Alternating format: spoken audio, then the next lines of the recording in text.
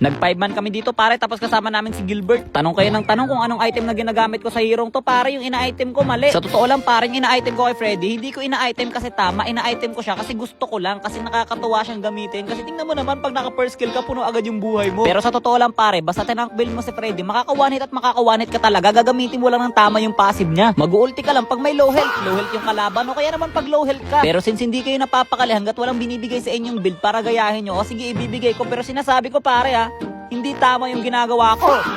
Eto yung build ko pare, pero kagaya ng sinabi ko, hindi ko siya binild kasi tama. Binild ko siya kasi nakakatuwa. Tingnan mo naman to pare. Tingnan mo to ulti sabay. Naintindihan mo na ba kung bakit siya nakakatuwa gamitin pare? Kasi ang lakas ng lifesteal niya, pero meron pa rin siyang sapat na damage para mang one hit. O baka sabihin mong hindi ka naniniwala. O sige, kung hindi ka naniniwala, eto pare, patunay kita mo yan pare. Bang! Napasurrender tuloy bigla yung kalaban, hindi mo naman sila masisisi. 3 pings, binuhat si Gildark, blue comment.